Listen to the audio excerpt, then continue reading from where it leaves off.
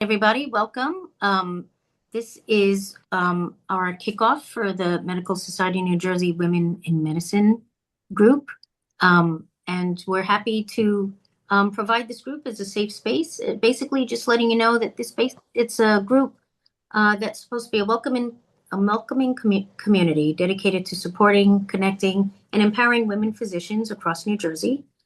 Together, we want to strengthen the voice and leadership of women in medicine while helping shape MSNJ programs, policy, and advocacy efforts. We know that women have issues that can be different than our male counterparts, and we really want to create content that would be helpful. Part of it will be connecting women physicians through networking and mentorship. We want to promote leadership development and professional growth. We want to advocate on issues affecting women physicians and women's health. And we definitely want to collaborate with organizations that share common interests. Just as a reminder, all women physicians that are members of MSNJ are automatically members, so welcome. It's like being voluntold, but welcome. And any other MSNJ members are also who are also interested in women's issues may join. This one is being done without any charge for all women physicians, just to give you a welcome. And we thought we'd started off with a topic that's really important to all of us. It's knowing that women throughout their career earn probably $1 to $2 million less than our male counterparts. And a lot of it begins with negotiations. So we're very pleased to present Catherine Flynn, who will be presenting tonight's lecture. Catherine Flynn is the co-founding partner of Flynn Watts Law. She leverages more than 30 years of deep experience as a trusted advisor to insurance defense clients. Catherine provides representation in the many evolving areas of civil litigation, protecting the interests of both entities and individuals. Ms. Flynn serves as the managing partner and lead trial counsel in complex litigated matters involving catastrophic injuries with significant liability exposure, including claims against public entities. Her extensive experience in cases with complicated medical issues serves to maximize the successful defense of claims made against those she represents. As an active defense lawyer and lead counsel for more than 3 decades, Ms. Flynn has successfully argued before the New Jersey Supreme Court and the Appellate Division. Ms. Flynn is widely known for her deep experience as lead counsel representing insurance defense clients in more than 120 jury trials involving complex liability issues and catastrophic injuries. Catherine has extensive trial experience in cases involving law against discrimination, civil rights, and sexual assault allegations, and is well-versed in the Title 59 defenses and immunities.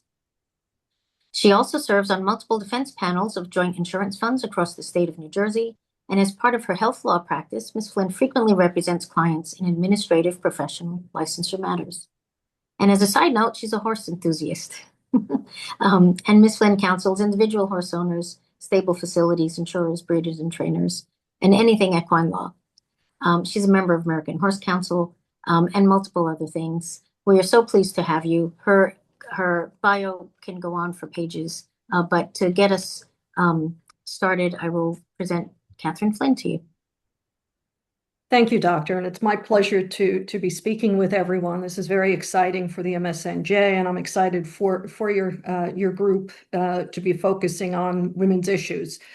I have been an equity partner at various firms for probably 20, even more than that, I hate to say it, probably about 27 years I've been in leadership roles. And in as much as leadership has taken women's issues seriously, and a number of my colleagues and firms have taken strides to treat everyone equally, especially with compensation. We still see from time to time issues related to women in the employment area and there being disparity when it comes to compensation. And starting right from your first position, that sets the benchmark for where any further employment negotiations may go. especially if it's contract renewals and you're staying within either a hospital system as an employed physician or moving on to a physician practice, one of the larger practices. There are some very important contract issues that we're going to focus on tonight to help starting out physicians with their first jobs. And little background on my defense work. There's good news there um, for doctors, but we're now seeing much more by way of doctors wanting to either renegotiate their employment agreements when they come up for renewal or to get out of their employment agreements because of various areas of dissatisfaction. But the good news is medical malpractice claims in the state of New Jersey have gone down precipitously. And what that, it's got a lot to do with plaintiffs' attorneys not wanting to take the claims because they have to wait so long. This is post-COVID to resolve the matters, and they're very expensive to fund. So we're seeing far fewer filings. As a result of that, and seeing the handwriting on the wall, what my partner and I, my partner Mike Maroney, and I have done, and we saw this right around when COVID, like 2021, we started shifting our focus to representing physicians in the transactional area. And in that, I would include employment contract negotiations, privileges matters, board of medical examiner matters, and business startup, practice startups. And we're seeing more and more of that happening now that doctors have been employed in larger healthcare systems and needing leverage that they don't necessarily have when they're looking, again, to enter into an employment agreement or looking to renew and they want to change terms. So we've really enjoyed doing this work. So that's where where I'm coming from this evening and what we're going to be talking about. So why don't we go to the next slide? Thank you. I have been the hiring partner dealing with bringing on attorneys, hiring committee, executive committee, management in a number of law firms. And now I have my own firm, so I do it all right now. It's interesting to sitting on the management side of the table and negotiating employment with young professionals.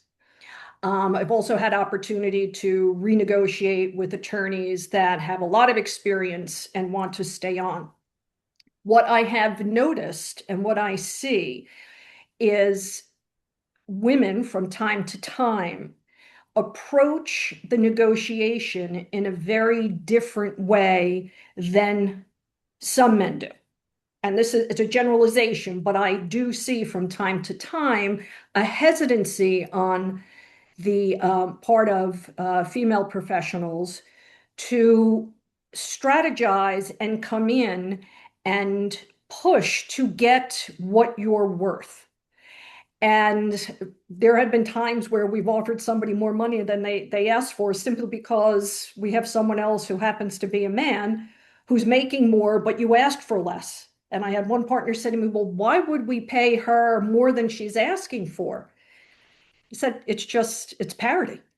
Same position, same level of experience. So I would suggest when going in to negotiate or renegotiate employment terms or getting a new job at whatever level of experience, do the homework, know what the research shows, and we'll talk a little bit about that. And go in knowing that you can ask for whatever you want to ask for. I wouldn't oversell and try to ask for way too much, but every single area that you're discussing in negotiations is subject to negotiation. So ask for more than you really want, but don't ask for an unreasonable term, because that could turn the prospective employer off. But it's very important to know that when you ask for something, if the response is no, that's okay. You can push, you can negotiate other terms. It's a balancing act, and you have to prioritize what the most important terms are for you. Next slide, please. So, research has shown, up-to-date research, that women physicians earn approximately 80 cents for every dollar that men earn in the industry. Why is that? It's depends on the area, it depends on the regional, the geographic area, it depends on the specialty, it depends on who the employer is. There are implicit biases that exist. And the way to deal with that is to check the data. And there are sources where you can find out what in that particular location that you're negotiating an employment agreement, where the locale, where the facility is or the practice is, there is data that you can find that will tell you what compensation benchmarks exist. And you'll know, and it gives you a range, but you'll be able to determine what the compensation range is for that particular specialty, for that particular area. And that will help guide what you need to ask for during the conversation back and forth with the potential or prospective employer. Now, we've had experience with the way we deal with assisting doctors with negotiating. Many times, once you get a lawyer involved, especially at the very beginning of negotiations, the negotiations can take on a more stilted feel or vibe. And you don't want to have that happen. And what we do and what we recommend is we can be there to assist with the terms that are proposed, a letter of intent terms or an actual contract, and to go through those terms that are important and make sure that there's an understanding of what certain terms mean. And we're going to get to some very important terms that you need to really check and watch out for because they can have long-lasting implications. But it's not a bad idea to get someone to help understand, and you do the negotiating. We recommend that the doctor does the negotiating until such time as it gets to the point, if it gets to the point, where you're encountering difficulty and not getting what you really need. But again, going in, if you do the homework and you're prepared, that puts you in an excellent light. And it's also interesting. I've had a number of clients, women, who have come to us for assistance with why am I not getting anything that I'm really looking for, where pretty much every term was less than they wanted. So when we get into, well, how did you start the negotiations? It was really very much a one-way street. And it's very, very important when you're negotiating an employment agreement that you keep in mind it's very much a two-way conversation. And your needs and wants are as important as the employer's needs and wants. And sometimes there's a tendency to agree to, because these contracts can be very long and they can become quite confusing and frustrating. There's a tendency just to capitulate to the terms because, and I've had a number of clients say this, women say, well, I figured once I get there, things will work out and everything looked great. And I didn't think that would be so much of a problem.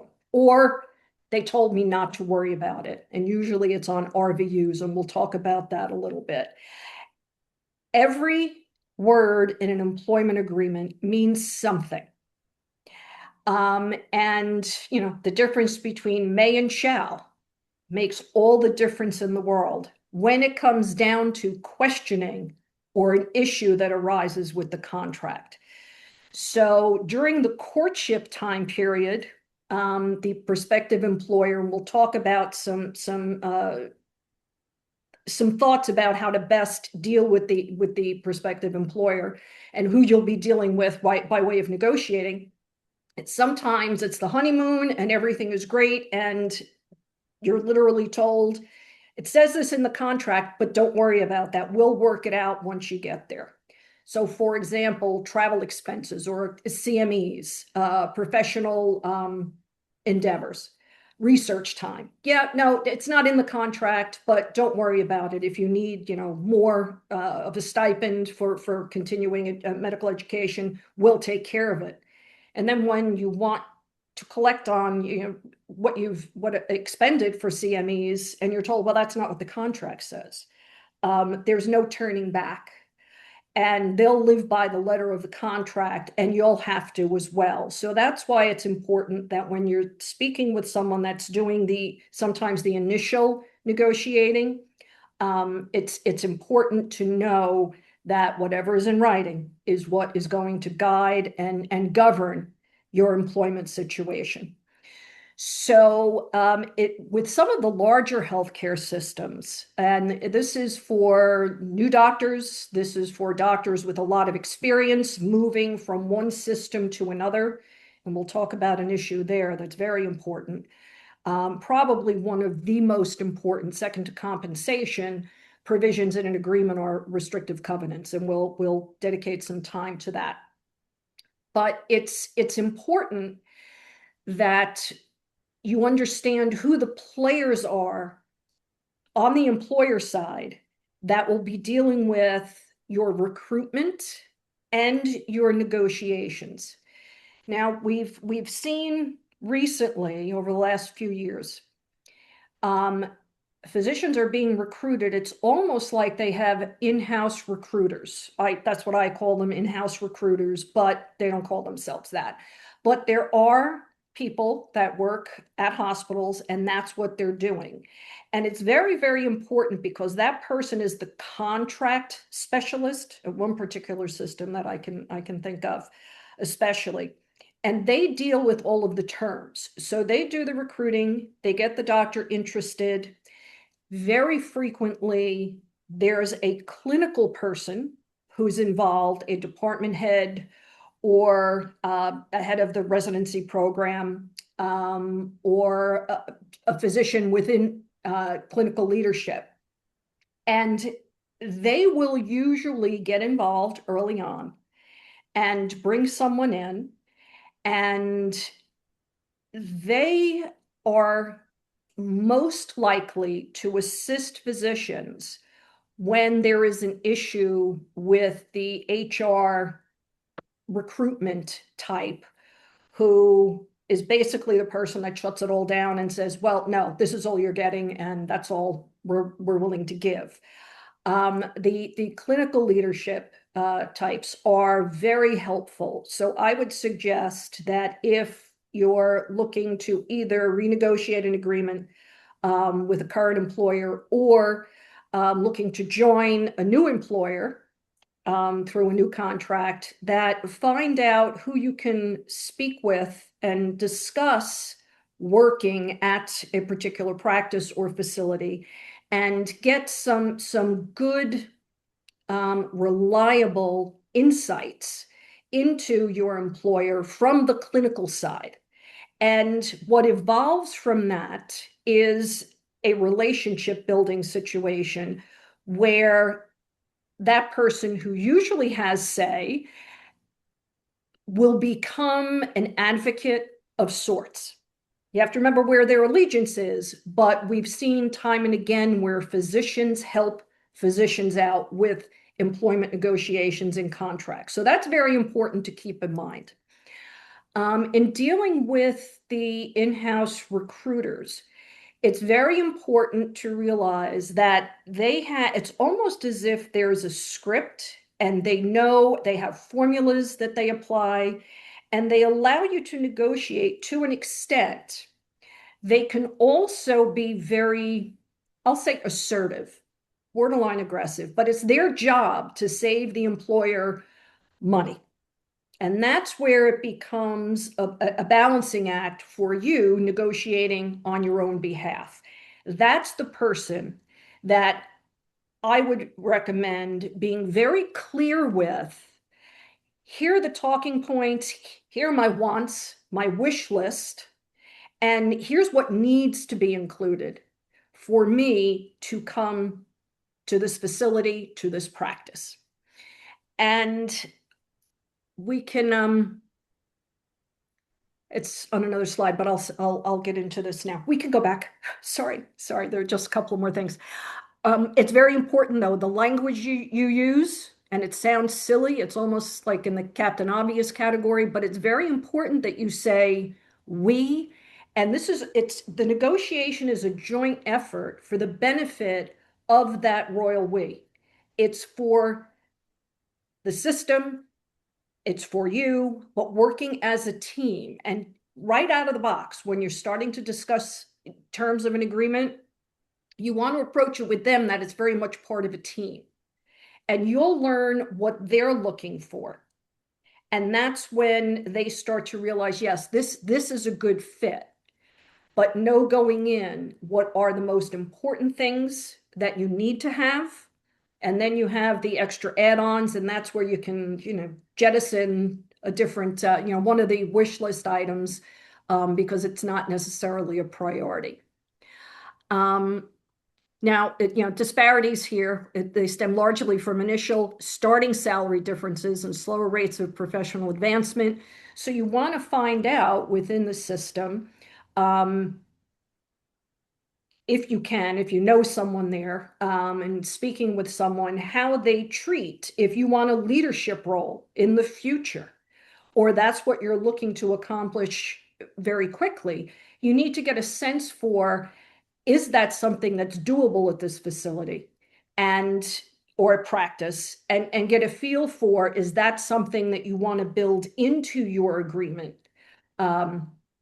so that it's right out there and they know that this is what you're striving to accomplish.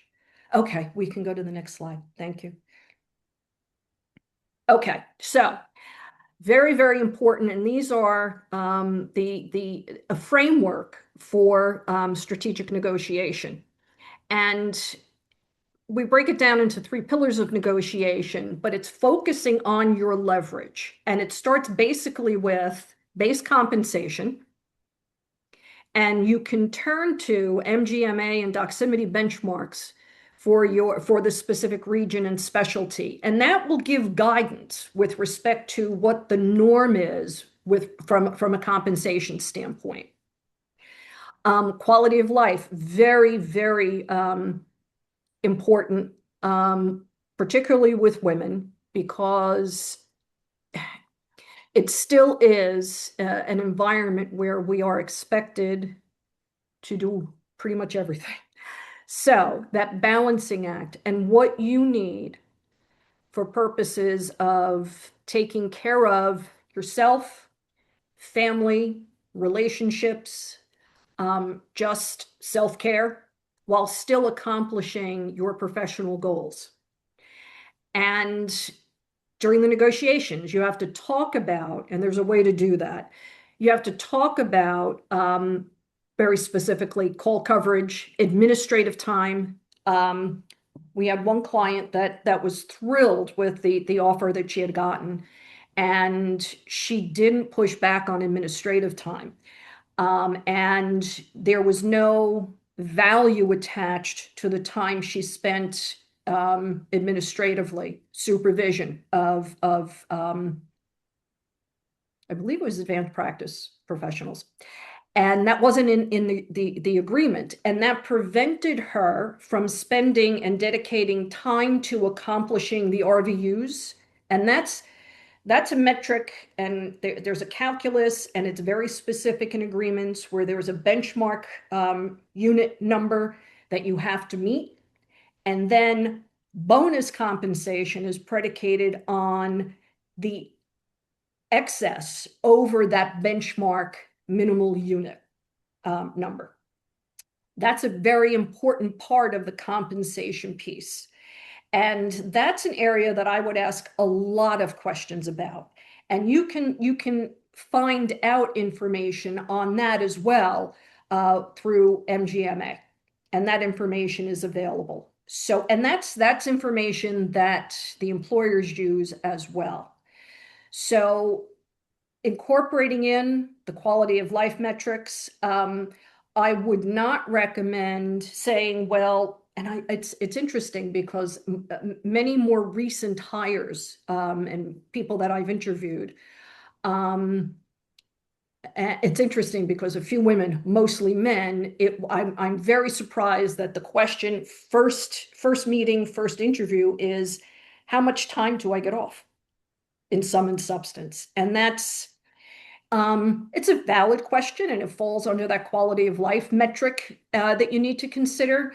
But think about how you want to approach that. And I wouldn't make that part of the first initial conversation, because that's the get to know each other conversation and what potential there is for an employment arrangement. That's something that can be incorporated later on. And by asking specific questions like call coverage, administrative time, and non-clinical hours. And then long-term growth. CME allowances maybe doesn't sound like a big deal. That absolutely should be included. And most employers do provide that. But look at what your requirements are and then how much they will provide by way of allowances for that. Leadership paths, that's a great conversation to have during the initial negotiations. And then the bonus structures, it gets back to the RVUs, and that's a conversation that it's an important one because that's where the extra comes from above the base salary. Next slide, please. Okay, we talked about preparation and building your case. Data-driven persuasion is the way to go, and that's that market research with the aggregate regional data, because you want to have a baseline going in, and it will be impressive to them that you know what you're talking about before they start telling you this is how we do things compensation wise. It's a conversation that you'll be able to immediately engage in, and that will be important because they're less likely to lowball. And that's an area that you could leave money on the table and you don't have to, but you have to go in prepared for that. There's a hesitancy, and I'm guilty of it myself, and I always have been. I downplay my accomplishments, and I'm not somebody to pat myself on the back and, get out there and, look what I just did. That's really, and I've had to wrestle with that, but I see that very frequently with women.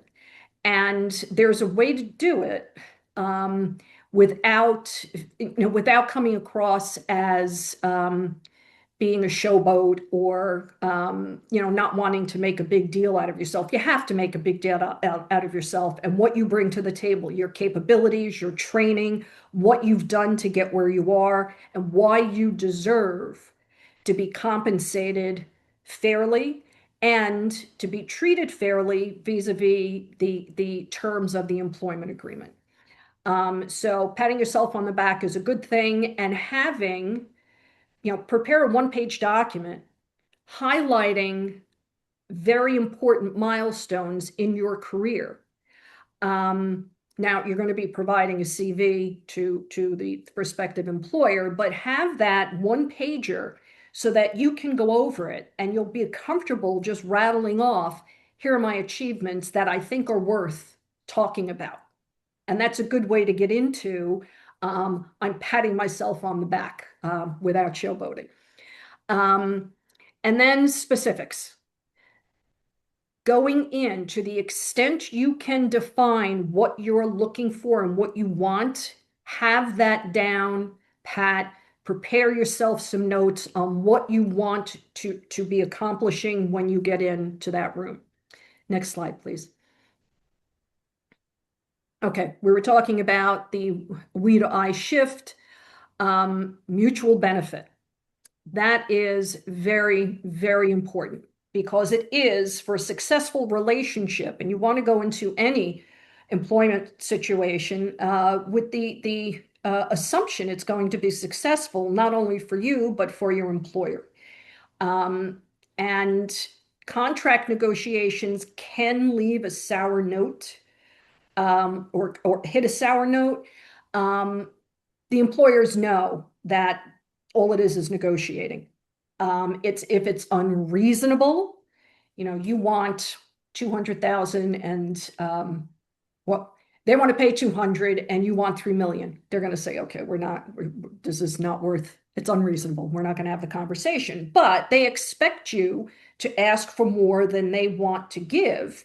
And that's the back and forth, but always focused on the patient care and the mutual benefit to the facility or the practice and to you, because you're looking forward to moving ahead in your career from whatever point you are at the time. Active listening. I have a really bad habit of interrupting people.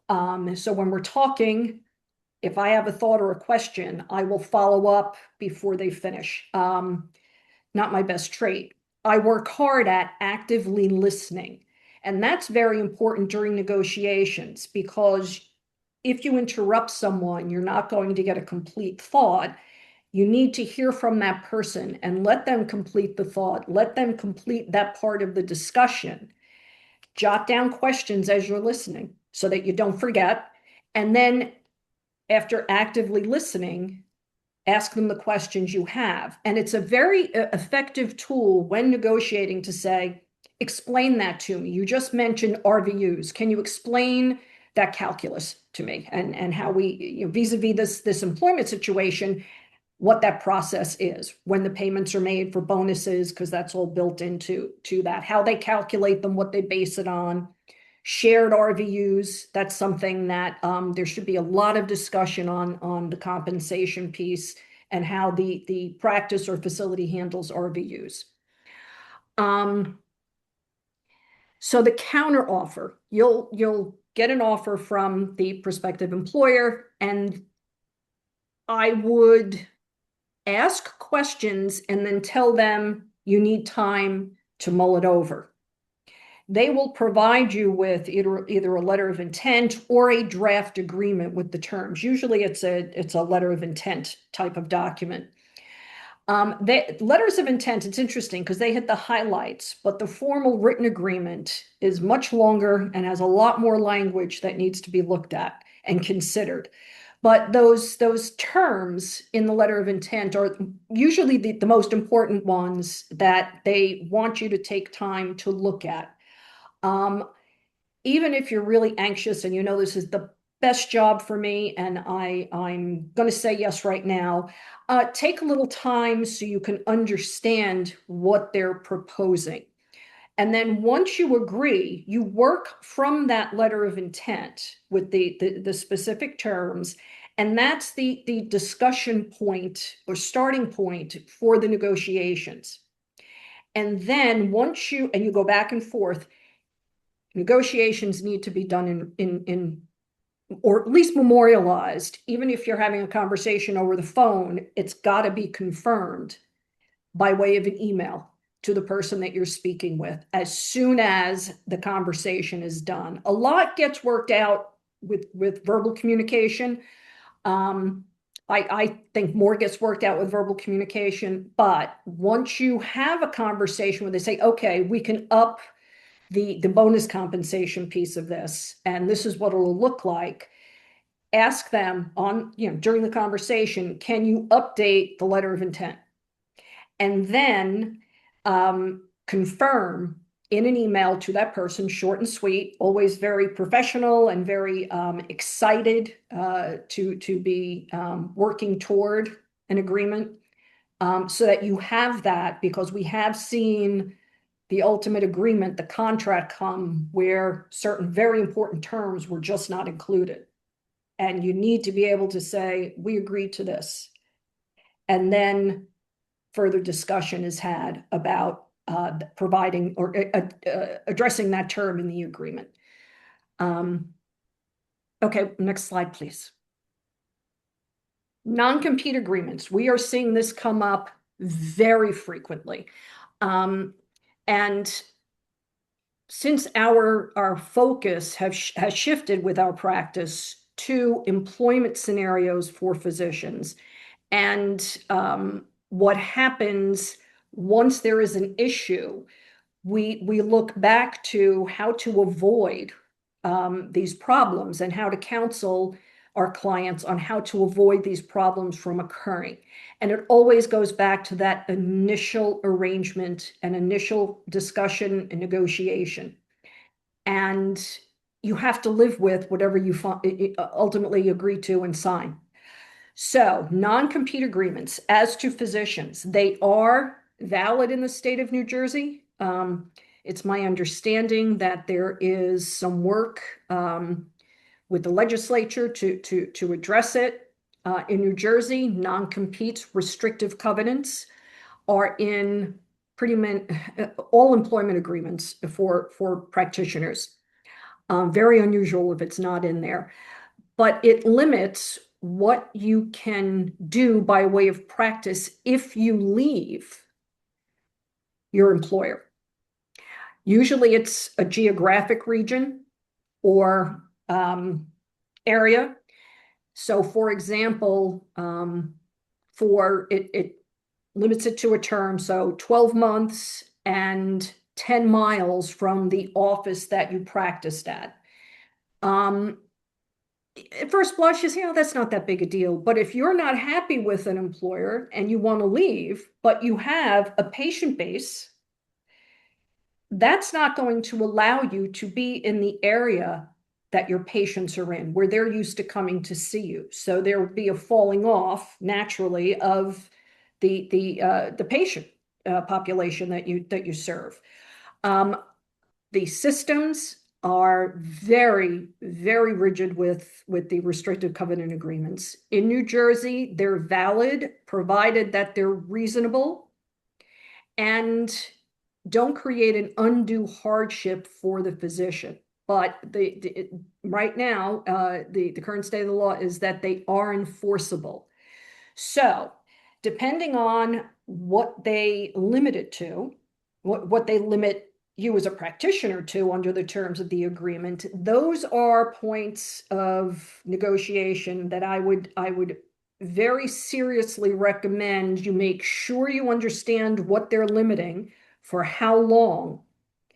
And sometimes specialty comes into play if you're in a more nuanced, specific specialty, like let's say neurosurgery. That comes into play with regard to enforcement. But is it an undue hardship for the physician such that you can get out of a non-compete if you need to? And we're seeing it come up more and more frequently. There are also, with respect to non-competes, non-solicitation provisions, meaning you can't, and we just had a situation with a doctor we were able to deal with and get her out of the problem she was having. No solicitation of the patients that you started seeing in your practice while you were employed. So if you decide to go, 20 miles in a different direction, and you can do that vis-a-vis the non-compete, unless, it's got a time limitation. I would push for 6 months. Most employers don't do that. But you can't approach your patients and say, I'm leaving, here's where I'm going. So why don't you come with me? What you can do, because there are considerations of patient abandonment and interference with the patient's right to choose who it is they want to be providing their medical care, you can do general marketing and solicitation such that that wouldn't be a violation of the restrictive covenant agreement, but you can't say to your patients, your last week there, you're seeing patients in the office, you can say, by the way, I'm leaving, here's where I'm going, and just tell them you want your records and come with me. That would be a violation of a non-solicitation provision in an agreement, and they're usually there with the restrictive covenants. So very carefully and cautiously look at the non-competes. Um, Tail coverage, it's important that there is professional liability insurance. That's pretty much every employer provides that. But you need to, and this is where, it's kind of leaving money on the table, and you have to be assertive. You have to position yourself so that you're protected if and when your employment is no longer with that employer. If you get terminated, you have to live by the provisions of the agreement. If it's for cause, without cause, two very different provisions, you have to be prepared for the fallout of an agreement that limits what you can do. And that's why it's so important going in to negotiate, is to fight the urge to just go along to get along and get the position. And we see that happen. We ask you, why did you agree to this?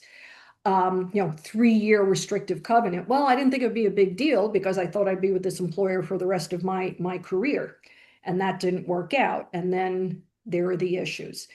So insurance coverage, you want to negotiate, and this is where you have to be assertive.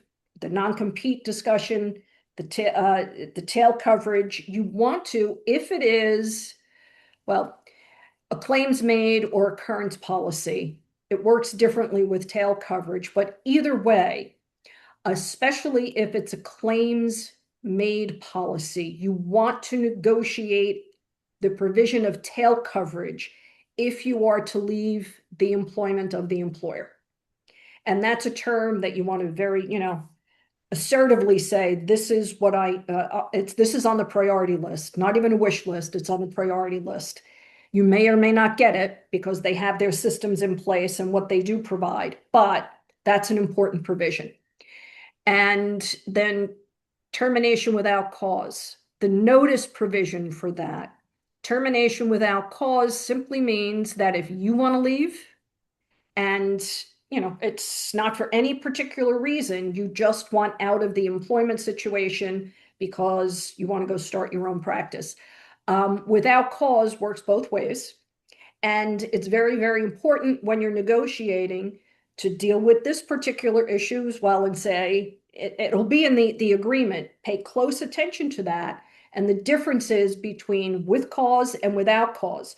With cause can be an immediate termination. Without cause, there's usually notice requirements. And that could be 30 days, 60 days, 90 days. And it's, the longer the time period, it depends on who's doing the termination. Are you leaving, or does the employer want you to leave without cause? There's usually room to negotiate separation or severance, but you want to have enough time. If they want to let you go without cause, you need enough time, continued income, cash flow, such that you can get another position. So I would advocate to go and negotiate for 90 days or 180 days. The longer the time period, the greater the cash flow during that transition time period. Next slide, please. So this is where handling pushback and advocating for yourself, because it's business. They know it's business. It's a profession, but employers now have it's pretty much guided by dollars and cents, and they expect the people they're negotiating with to push back. So they go into it expecting that. So the budget objection, request a detailed cost breakdown and propose a phase-in plan to manage cash flow effectively. And that comes under the compensation piece and what you're comfortable with regard to the compensation level and then how it's being paid over time. The standard contract objection, acknowledging standard terms, then pivot to specific justification for modifying necessary clauses. So when you get that term sheet, I call it letter of intent, but the term sheet, know that you need to address each term that you want to negotiate and change. You need to address it very specifically. So it's not enough to say, well, it says here I get 3 weeks off for the first 2 years, or PTO for the first 2 years. I'm not, we need to change that. You need to say specifically, I want 5 weeks, and then see what they come back with. But you respond to pushback and in the negotiations with a very specific ask for each term that you want to have adjusted or changed or modified. And maintaining emotional detachment and keeping the conversation focused on business outcomes and shared objectives. There's a tendency sometimes to take the negotiation, especially depending on who's handling this. If it's one of those internal or in-house recruiters, again, their job is saving money for the employer. So they can be pretty brutal when it comes down to negotiating. Maintain professional demeanor, and it's a back and forth with I'm not happy with this, I need more, and this is what I need. And for the most part, they want to do everything by email. So that's okay because there's a little bit of an emotional detachment situation there, and it makes it easier. But respond to whatever pushback or response there is during the negotiations with a specific ask. This is what my base compensation needs to be. Here's the PTO. Here's what I need for professional endeavors and conferences, and tell them up front. Next slide, please. Closing the deal. So you will get that term sheet with all of the terms. And then once you sign up, they actually make you sign off. Most big systems, most of the hospital systems make you sign off on the term sheet. And they take that term sheet and incorporate it into their standard employment contract format. And it's very detailed. And that's the legalese, and that can give you a pretty bad headache trying to get through what they're saying. You need to match up these specific terms that were agreed upon on the term sheet, the letter of intent, with the contract. And from time to time, something isn't carried over from the term sheet to the written agreement that you'll be signing and that you will be guided by and locked into. So it's very important that you do the side-by-side comparison. And if you have any questions, address it immediately, and don't be afraid or concerned about it being too much of a back and forth. It's a business decision on your part and on their part, and they know that. So you need to make sure that everything you need is covered. The review period, it depends. They usually say they want 2 or 3 days review time and turnaround. It's very difficult to digest all of that legalese. And then if you need someone to look at it, to have an attorney look at it and tell you, yes, these terms are okay, or this is going to be a problem. If it's a restrictive covenant and it's an unreasonable one, somebody's got to have time to do that. So they're willing to give you more time. So that's an easy ask. But when you get the agreement, that's when I would say, okay, thank you. I'm going to be able to get to this and get a response to you by, and get yourself as much time as you can to get the response to them, because you also want time to think about it and make sure that you're comfortable with everything that's being agreed to and memorialized in the written document. When we see clients reaching out to us more frequently once there's a problem than proactively before there's the problem in either a risk management or a proactive avoidance mode, where it makes a lot of sense to have the agreement, because it'll say in there, usually does, that I've been told that I can have an attorney review this, and will either have done so or have waived my right to have attorney review. That helps them out if there's ever a claim breach of the agreement and confusion on what the terms are. So we recommend contract review. It doesn't take a very long time. It's limited upfront money compared to what can happen when things go wrong. Restrictive covenant situation we just dealt with, it took probably 8 weeks to negotiate and resolve a big issue with a restrictive covenant agreement that would have been devastating for the doctor. And it cost a lot of money to do it in legal fees. So a little proactive work to take care of whatever issues may exist, I do recommend. Next slide. Okay, so know your market value, know what is appropriate for you. If you get too much pushback and don't get enough answers with respect to the compensation determinations, I would suggest think long and hard about joining that particular practice or hospital. Focus on the mutual ROI and professional benchmarks, and ensure every agreement is memorialized in the final signed contract. So that's the overview of what needs to be looked at, what terms need to be negotiated, what the priority terms are. They're all important. And just if I may, I'm not sure how much time. Yeah, we're almost done.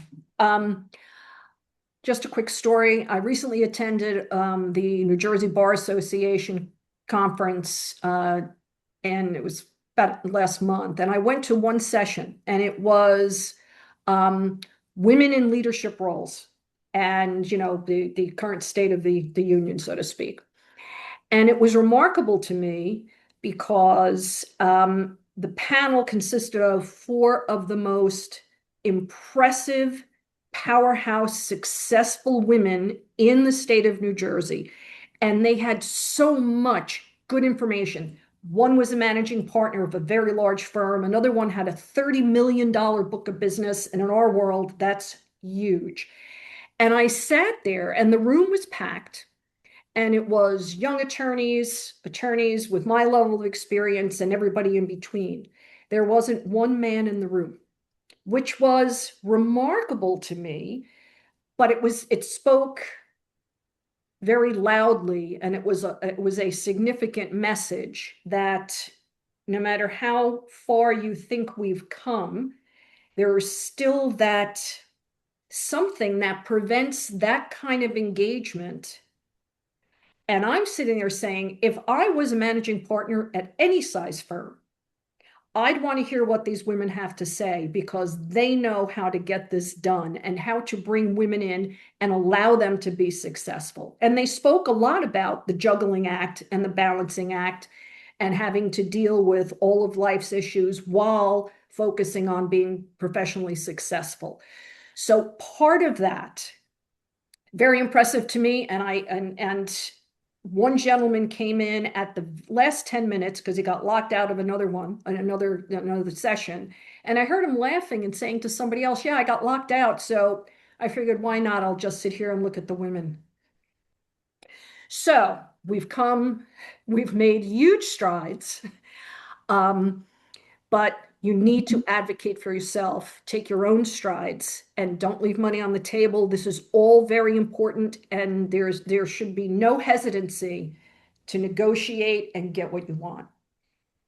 Wonderful. Thank you so much. I You're hope welcome. this was helpful for folks. We do have a few minutes. Does anyone have any questions that they'd like to ask? And what you could do is just unmute yourself. Since it is short in time, we just ask if you can make it a short question.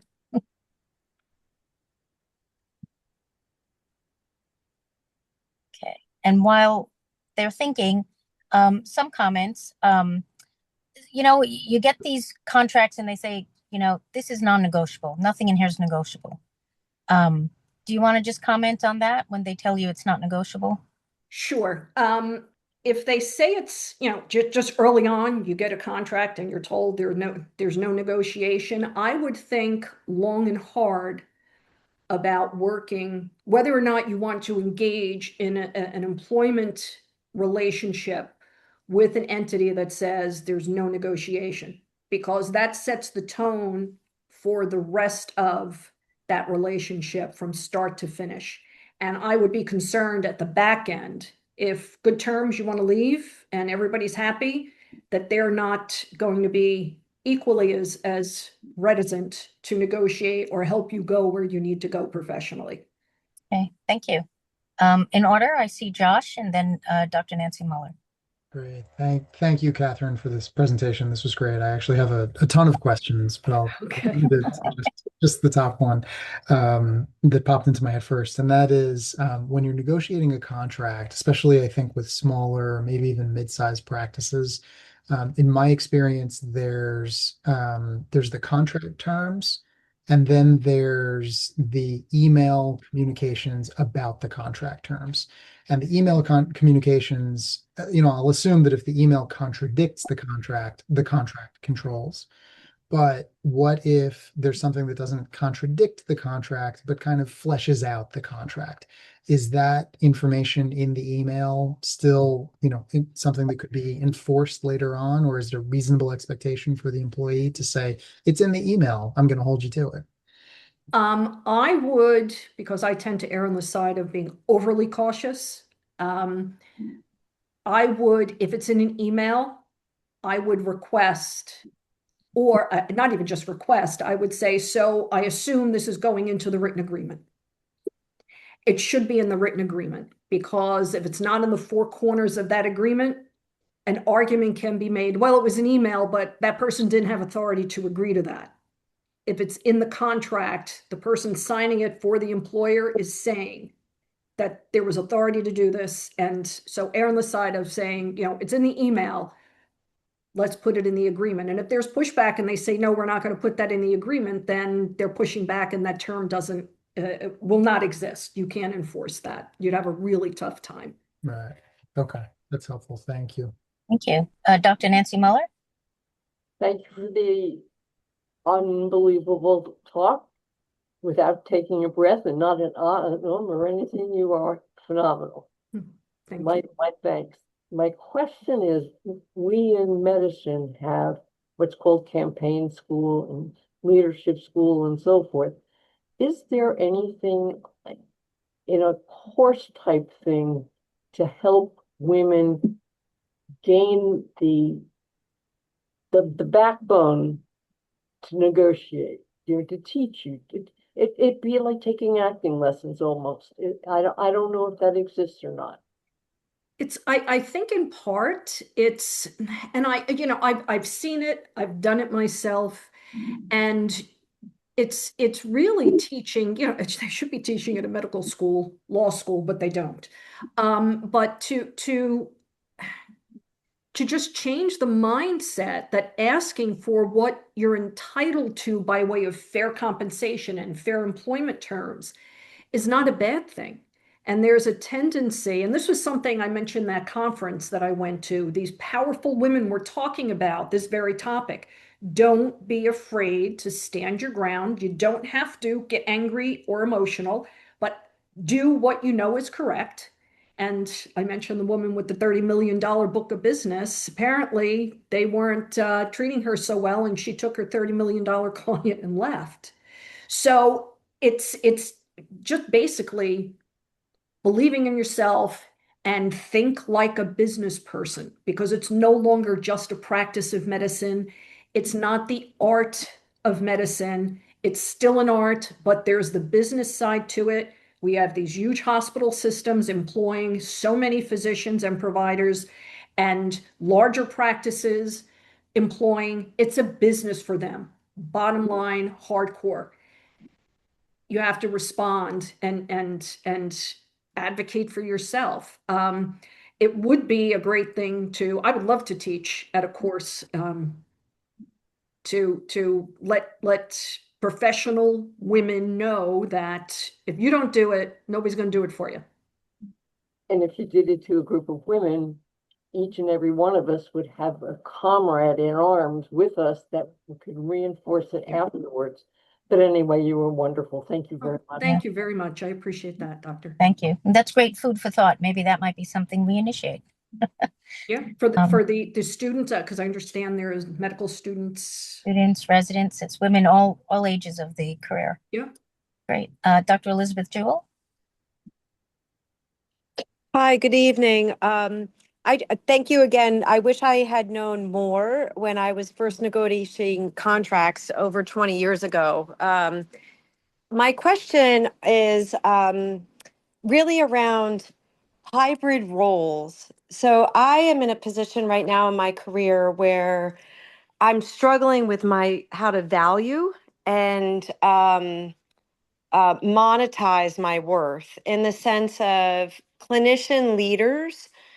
You may hold titles in administration, you may also have a busy practice. How do you create a value compensation when you're not really fitting any particular mold? And there's really not a lot of comps available out there for you to judge yourself against. So I would suggest a contract renewal, and that's another term you need to look at, how many years or, what the term of the agreement is, and then renewal terms. But that implicates, so administrative duties that aren't necessarily patient clinical related, where it implicates RVUs in a positive way.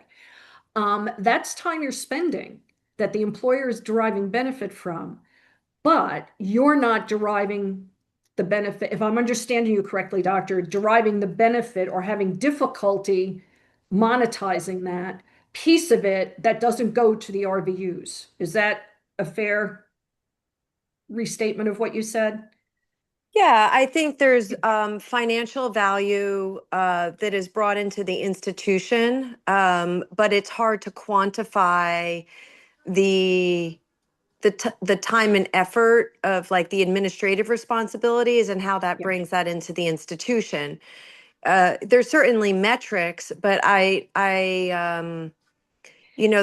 oftentimes is while you may spearhead a lot of these initiatives, a lot of times that work seems to appear distributed as a team effort as opposed to an individual. And I guess I'm wondering, if you have a certain title, would it be VP, SVP, you'd get X amount of money.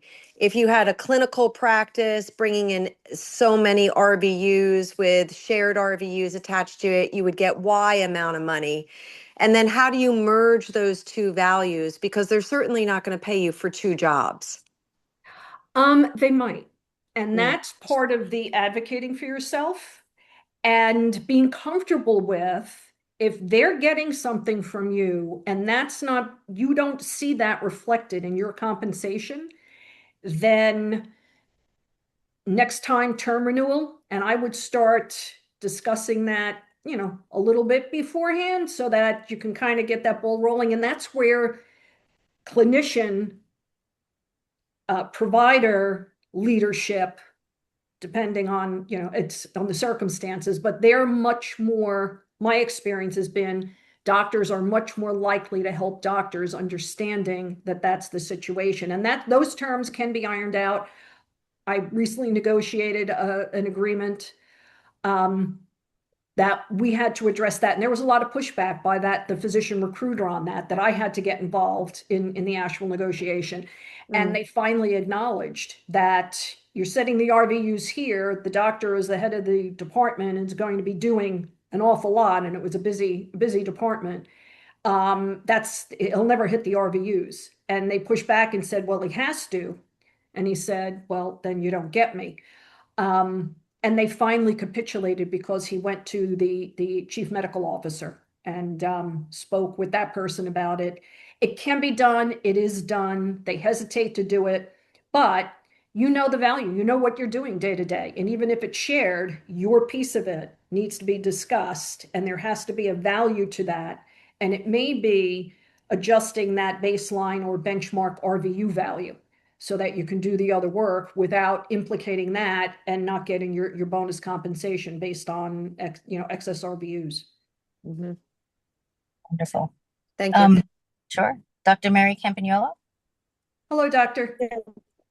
Hi. Great talk. I appreciate everything you said, and I've kind of been on both sides of it. I think you had a lot to say that was correct about, sometimes the physicians who are already in practice or in the organization that might have some leadership input could really help a person who's wants something that so far the recruiter hasn't given them. So I think that's a valid thing to really encourage people to utilize. I was just going to speak with Elizabeth, and certainly I could speak offline with her too. But to me, I've had that kind of situation myself, and usually and it was something we had to evolve as our group practice within the health system grew, is that we had to divide. You have to figure out what amount of time you're going to spend, and we basically it's almost like two contracts in one, based on the percentage of time of a full-time equivalent.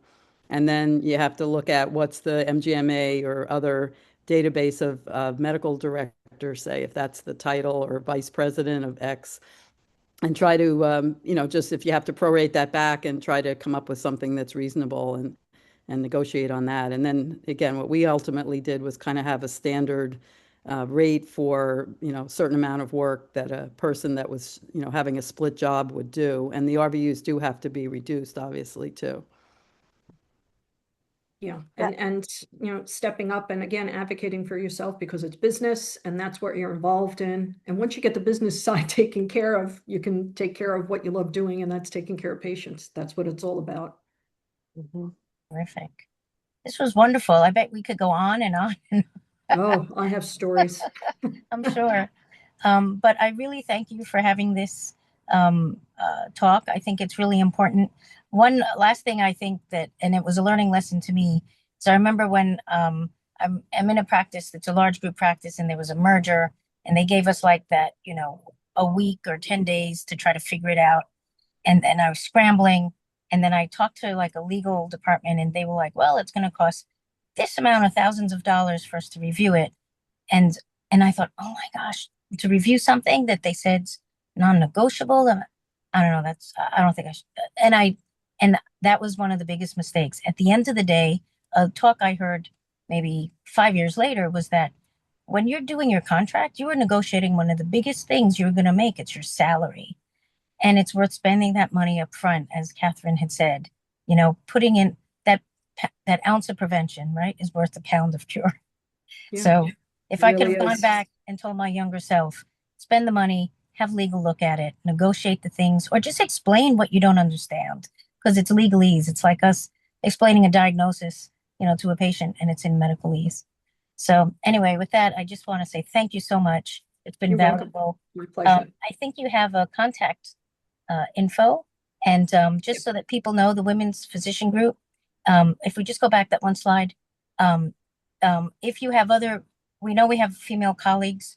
What we do at the Medical Society in New Jersey is we advocate, and this is one way that we do that. So if you have other women colleagues, they're not a member, please present this to them. We would invite them to join. There's definitely value add. For our members that are active, if you know of them, certainly ask them to do that as well. So our QR codes are up there. And then for Catherine, we have a contact info as well. Thank you. If anybody has any questions, because there's a lot involved in this, I'm happy to help out and answer questions that you have.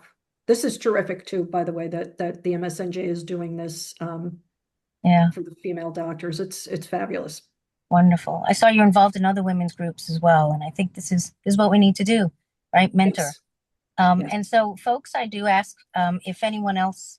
All right, Nancy, let me just finish one. If people have other ideas, please supply them. This women's group will need that energy moving forward. And as president, I'm here to support, but I would prefer not to also be the chair. So for people who feel, that empowerment, or even just to help, we can start leading. So please submit your name. I'm looking for a chair and a vice chair. And again, we're going to support you the whole way, but it's to just kind of help plan some of these webinars and hopefully some in-person meetings. So please give it some thoughtful consideration and reach out. And I'll let Nancy do the final comment. Final comment is you took a woman president to get a women's section of MSFJ. So kudos to you. Thank you. The fifth woman in the 234 years, right? But we'll get there. We're making progress. It's teamwork. All right, everyone. Have a great night. Thanks so much for attending. Spread the word. Thank you for inviting me. I appreciate it. Thank you so much, Catherine. Thank Stay Okay. stay on top of the horse. Yes. Oh, please. Yes, that's the goal. All right. Always. Thank you Great. very much. You're welcome. Bye-bye. And thanks, staff, Bye-bye. for everything. All right. Take care.